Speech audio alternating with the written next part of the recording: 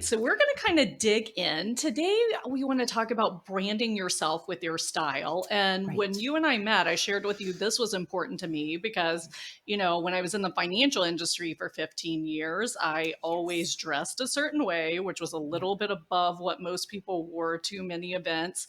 I had my team dressed the same way. And, it's amazing how everyone knows you because you Mhm. just appear the same all the time and you have Yes. that consistency.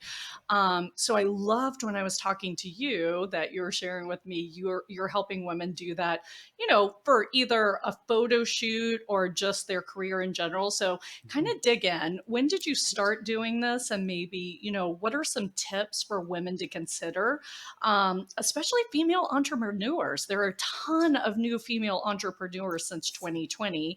And I think both you and I are passionate about helping them. Yep. So, I'm going to let Yep. you kind of take it away because this is your area of expertise.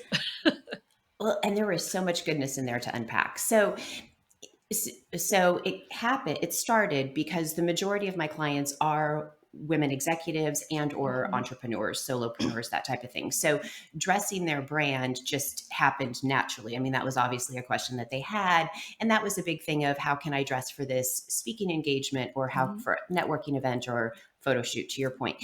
So a couple of things in regards to executives, I think a lot of women think I don't really have a personal brand because I'm working for XYZ investment company or Mm. XYZ marketing company. And I think that used to be true. On the flip side, there's very few women who are growing their career right now that are going to be with that same company when they retire. So thinking that I don't need a personal brand because I work for this company is a little bit of a misnomer, right? Mhm. And when you're looking for a promotion or you're looking for career growth and all of that, I mean, you really own that. So that's from an executive standpoint, that personal branding is so incredibly important.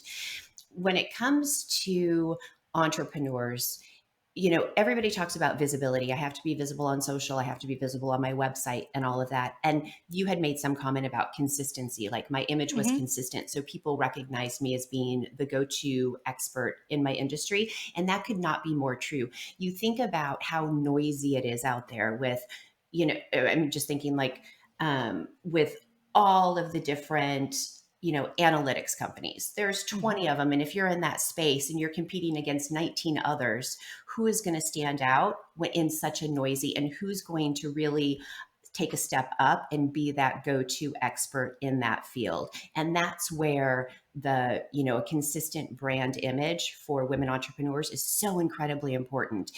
There's a, I call it the 7-Eleven rule, but I'm Mhm. just being because it's the convenience store.